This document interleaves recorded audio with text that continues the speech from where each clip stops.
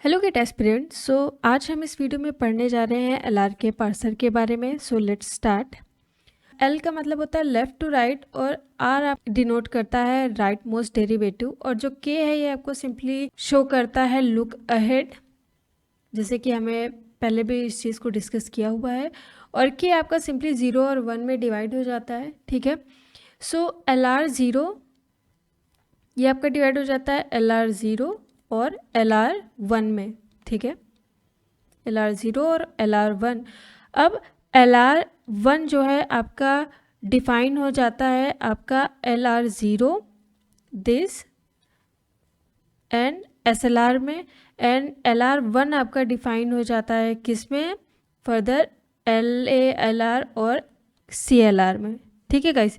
यहाँ पे मैंने ये डायरेक्टली बना दिया है कि एल आर के आपके डिफाइंड हो जाते हैं किसमें, L R 0, S L R 1, L A L R और सी एल आर 1 में। कैसे समझते हैं कि गिवन ग्रामर आपकी एल आर 0 और एस एल आर 1 है। उसके लिए हम क्या करते हैं गाइस, हमें कैनोनिकल कलेक्शन आइटम कैलकुलेट करना होता है हमारे गिवन ग्रामर के लिए।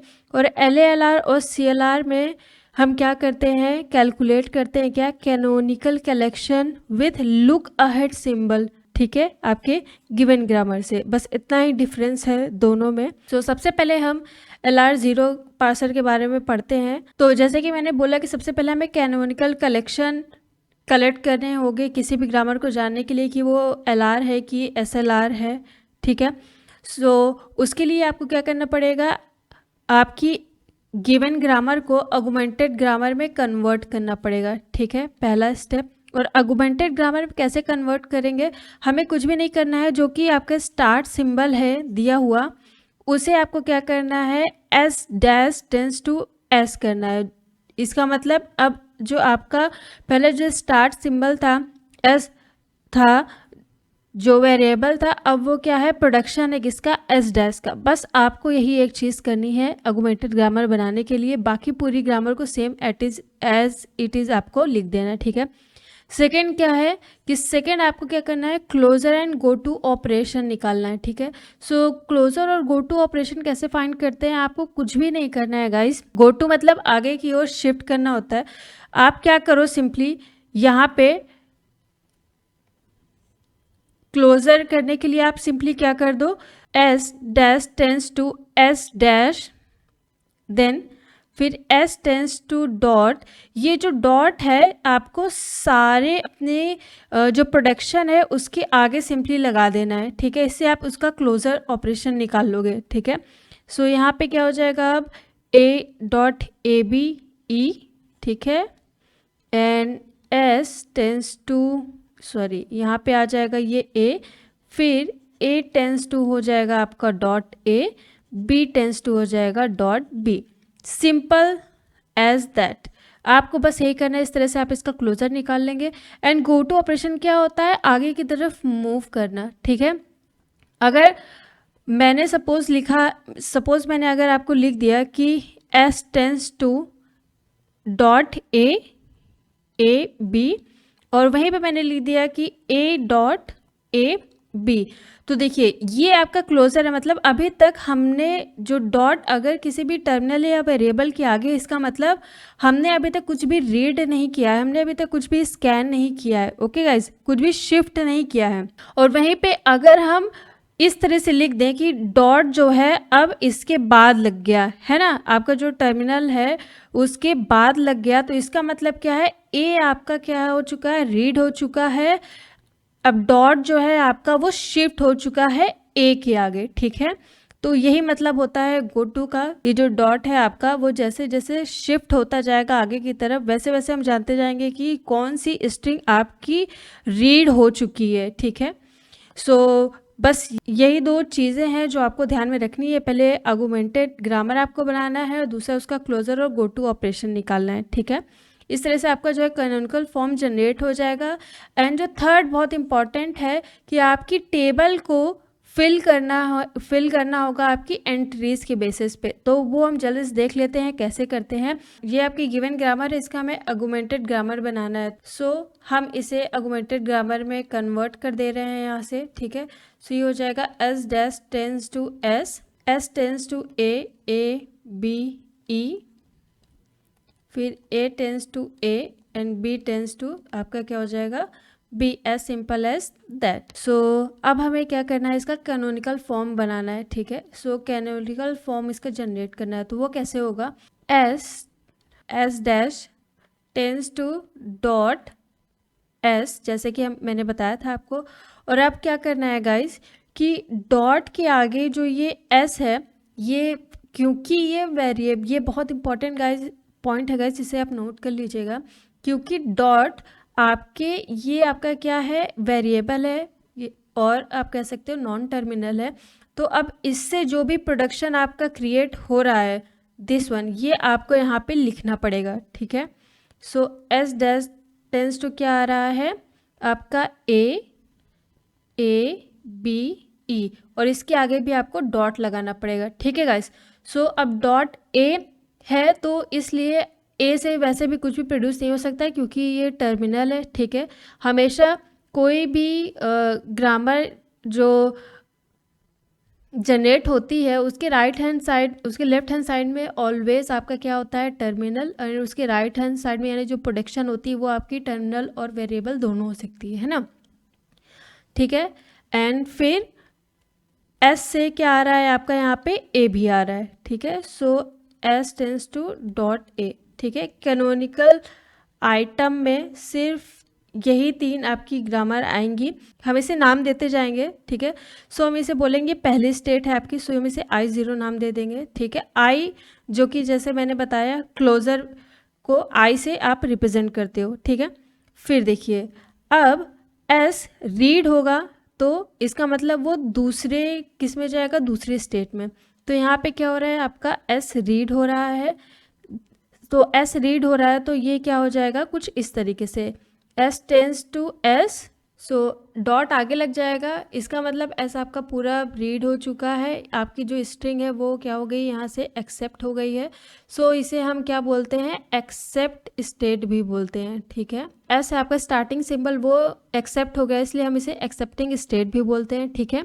सेम आपको बाकी दोनों के लिए करना है। सो अब यहाँ से क्या रीड हो रहा है आपका स्मॉल ए, सो ये क्या हो जाएगा एस टेंस टू, क्योंकि ए रीड हो चुका है इसलिए डॉट इसके बाद ए बी ई, ठीक है। अब अगेन देखिए ए के जो वेरिएबल है उसके आगे आपका डॉट आ गया है इसलिए जो ए से प्रोडक्शन प्रोड्यूस हो रहा है आपको यहाँ पे लिखना होगा। सो अब क्या हो जाएगा ए टेंस टू, सो ए से क्या आपका जनरेट हो रहा है सिंपली ए, तो हमने ए लिख दिया। अब ए से तो कुछ और जनरेट हो नहीं रहा है, तो अभी ये कौन सी हो गई आपकी स्टेट I2 में, बस ये दोनों आएंगे, ठीक है। और यहाँ पे गाइस देखिए ए रीड हो रहा है, सो ए रीड हुआ है, यहाँ से भी ये S tends to A same चीज़ था, तो यहाँ पे भी आपकी एक और आ जाएगी क्या कि ए आपका रीड हो चुका है, सो ये आपका क्या हो गया है अब रीड हो चुका है, यानी ए जो है ये रिड्यूस हो चुका है, ठीक है। यहाँ से दिस वन ये आपका क्या हो गया है रिड्यूस हो चुका है, ठीक है। तो इसे अब हम थोड़ी देर बाद समझेंगे कि इसका क्या करना है, ठीक है। तो यहाँ पे देखिए आपके डॉट जो है शिफ्ट भी हुआ है और आपका जो टर्मिनल है वो क्या हो गया है आपका रिड्यूस भी हो गया है, ठीक है। तो यहाँ पे शिफ्ट रिड्यूस का कॉन्फ्लिक्ट आ गया है, तो अभी हम आप आगे देखेंगे कि शिफ्ट रिड्यूस क्या होते हैं, कॉन्फ्लिक्ट्स, रिड्यूस भी आपका कॉन्फ्लिक्ट एक होता है, तो इन दोनों के बारे में देखेंगे आगे, ठीक है। तो यहाँ से क्या हो गया ये रिड्यूस हो गया है, अब क्या हो जाएगा यहाँ से क्या ए क्या होगा आपका रीड होगा, ए जब रीड होगा तो यहाँ पे आपकी जो ग्रामर है वो कैसी हो जाएगी ए डॉट बी, क्योंकि अब ए रीड हो चुका है आपका बी एंड ई, और बी से क्या कुछ भी डिफाइन हो रहा है प्रोडक्शन, हाँ क्या हो रहा है बी, सो यहाँ पे आ जाएगा आपका B tends to dot B, ठीक है। तो और कहीं देखिए क्या ए रीड हो रहा है, नहीं ए रीड नहीं हो रहा है, तो ये आपकी क्या हो जाएगी I3 स्टेट हो जाएगी। फिर अब ए टेंस टू डॉट ए बचा हुआ है तो यहाँ से अगेन जो है आपका ए रीड होगा, so A tends to A dot, and यहाँ पे क्या हो जाएगा आपका ए को हम ए से रिड्यूस कर सकते हैं इसलिए क्या हो जाएगी रिड्यूस स्टेट हो जाएगी, ठीक है। सो हम यहाँ पे लिख देते हैं कि ये रिड्यूस हो गया है आपका ए, और ये है आपकी I4 स्टेट, ठीक है। अब यहाँ से देखिए गाइस, यहाँ पे अभी हमारी दो चीज़ें और बची हैं, ठीक है। अब यहाँ से क्या हो जाएगा, आपका बी रीड होगा, ठीक है। सो ये क्या हो जाएगा, S tends to A B dot E, ठीक है। अब क्या ई कहीं और है आपकी ग्रामर में डिफाइन हो रहा है, नहीं। सो सिंपली ये हो जाएगा आपका बी और ये हो जाएगी आपकी I5 स्टेट, ठीक है। अब यहाँ से बी रीड होगा, ठीक है, और बी रीड होगा तो इसका मतलब है यहाँ पे हो जाएगा B tends to B dot, यानी अगेन यहाँ पे आपकी क्या हो गई, बी रिड्यूस हो गई है एंड ये आपका I6 है, आपका क्या हो गई, रिड्यूस हो गई है, ठीक है। एंड यहाँ से अभी एक स्टेट और बनेगी क्योंकि ई अभी बचा हुआ है, तो अभी ये क्या हो जाएगी, ई रीड होगा। सो जो आपकी ग्रामर आएगी वो क्या आएगी, S tends to A B और यहाँ पे क्या हो जाएगा, ई डॉट, ठीक है।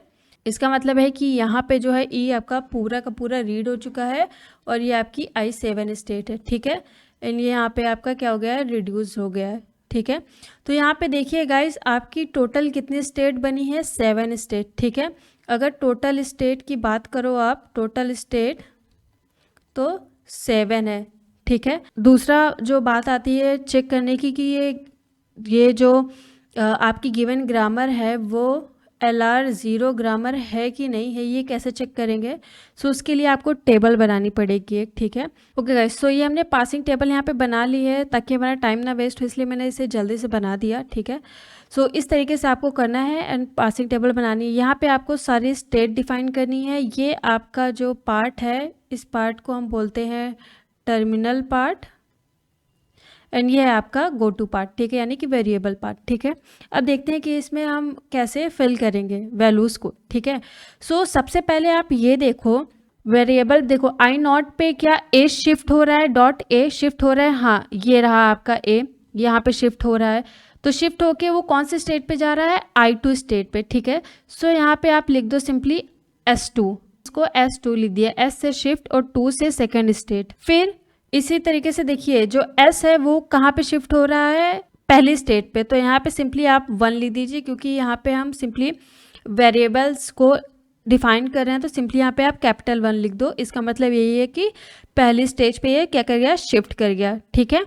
अब देखिए फिर क्या पहले I1 स्टेट से कुछ और फर्दर ब्रांच निकल रही, नहीं। फिर देखिए I2 स्टेट से और ब्रांच निकली है, ठीक है। तो I2 स्टेट से हमने A को रीड किया तो हम कहाँ पहुँच गए, I3 स्टेट पे, ठीक है। सो I1 पे कुछ भी नहीं है। फिर I2 स्टेट पे हमने A को रीड किया तो हम कहाँ पहुँच गए, थर्ड स्टेज पे, ठीक है, थर्ड स्टेज पे पहुँच गए।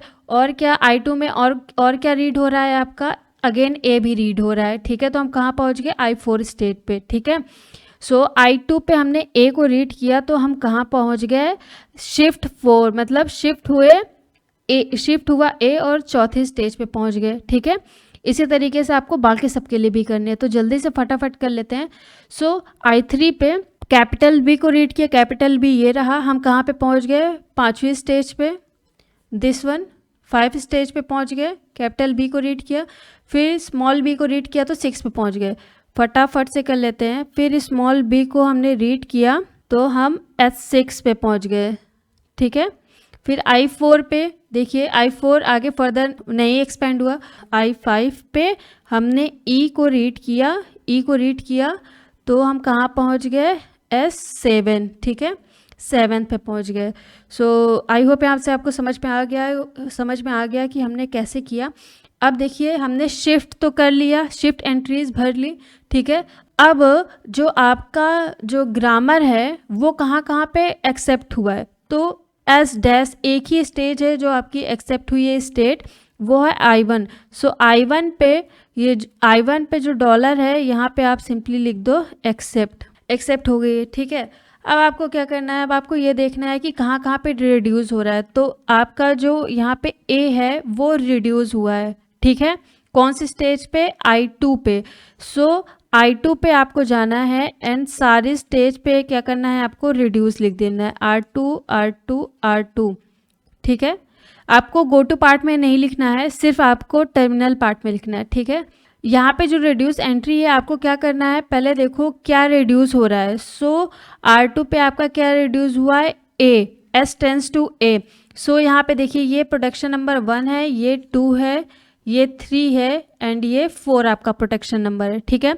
ये क्या है आपका S tends to A second production को रिड्यूस कर रहा है, तो इसलिए हमने यहाँ पे R2 लिखा है। ओके गाइस, अब देखिए I4 स्टेज पे क्या रिड्यूस हो रहा है, production number I3 A tends to A। So यहाँ पे लिखना है आपको R3। इसी तरीके से बाकी सब के लिए देखिए। और रिड्यूस कहाँ हो रहा है, यहाँ पे देखिए I6 पे रिड्यूस हो रहा है, कौन सा production number 4, B tends to B। So I6 पे आपका प्रोडक्शन नंबर 4 रिड्यूस हो रहा है। सो R4 इस तरह से आपको लिख देना है। फिर सेम अगेन इसी तरीके से आपको करना है। कहाँ गया, ये लास्ट रिड्यूस हुआ है आपका प्रोडक्शन नंबर 1। सो I7 पे production number 1 R1 and R1। तो इस तरीके से आपको लिख देना है गाइस। सो ये था आपका पार्सिंग टेबल गाइस। एंड यहाँ पे देखिए ये जो ग्रामर है आपकी वो LR0 नहीं है। ओके गाइस, क्यों, क्योंकि यहाँ पे मल्टीपल एंट्रीज आ रही है। अगर किसी भी पार्सिंग टेबल में अगर मल्टीपल एंट्रीज आ रही है, यहाँ पे शिफ्ट रिड्यूस दोनों हो रहा है। देखिए मैंने आपको यहाँ पे बता दिया था कि शिफ्ट रिड्यूस कॉन्फ्लिक्ट आ रहा है। सो अगर शिफ्ट रिड्यूस कॉन्फ्लिक्ट आ रहा है तो वो ग्रामर आपकी LR ग्रामर और SLR ग्रामर कभी भी नहीं हो सकती है। ये पॉइंट आप याद रखिएगा। तो इस तरीके से आपको करना है। LR और SLR में बहुत छोटा सा डिफरेंस है, वो हम नेक्स्ट वीडियो में समझेंगे कि SLR पार्सर को कैसे हम डिफ़ाइन कर सकते हैं, कैसे जान सकते हैं वो SLR है कि नहीं है। सो कोई भी क्वेरी हो तो मुझे आप LR0 से रिलेटेड नीचे कमेंट में करके पूछ सकते हैं, मैं उसका रिप्लाई ज़रूर करूँगी। सो मिलते हैं हमारे नेक्स्ट वीडियो में, तब तक के लिए बाय बाय।